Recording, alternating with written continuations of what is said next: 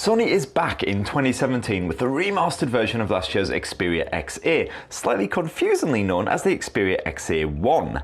So how does the new Xperia XA1 compare with the original XA, and can we expect a more rounded user experience this time? Well, the XA's gorgeous edge-to-edge design is back again for the Xperia XA1, which is a great relief.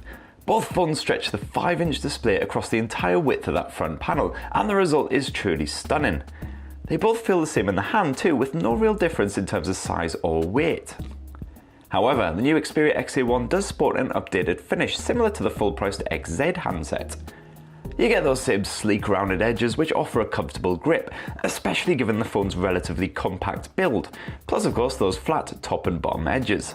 However, like the Xperia XA before it, the XA1 is not water resistant. Not exactly a massive shocker given the asking price.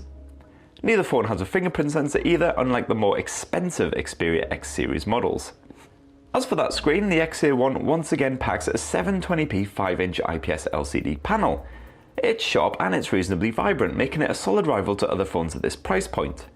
And as before, you can expand the storage with a microSD memory card to carry around a hefty media collection. The XA1 comes with Android Nougat pre-installed, complete with Sony's standard Xperia overlay. The original Xperia XA boasted the same unified design UX, but came with Android Marshmallow as standard, and at the time of shooting, there is still no sign of a Nougat update for the XA. Bummer. The original Xperia XA's main Achilles heel was sadly its limited performance.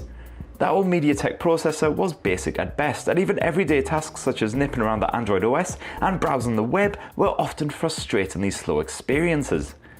The meager 2GB of RAM certainly didn't help matters. Thankfully, Sony has boosted the processing power for the new Xperia XA1. You now get a new octa-core processor with 3GB of RAM, and our hand-on session revealed a much smoother operator than before. Check back soon for a full review to see if it really makes a difference. While the Xperia XA's 13MP rear camera was perfectly decent for snapping everyday shots, it definitely wasn't as strong as we'd hoped from a Sony snapper. In low light particularly, our shots were rather grainy and a bit meh, while the camera also suffered from bouts of lag. And despite that image stabilization, our Full HD video always looked a little bit murky and lifeless. Thankfully, one of the biggest updates for the Xperia XA1 compared with the old XA is the camera tech. Sony has taken the brilliant 23MP snapper found in the Xperia X and crammed it into the XA, meaning you can expect detailed packed shots in almost any conditions, as well as great looking Full HD video. And around the front of the Xperia XA1, you get the Xperia X's awesome 13MP snapper, which is particularly good at capturing realistic skin tones in low light.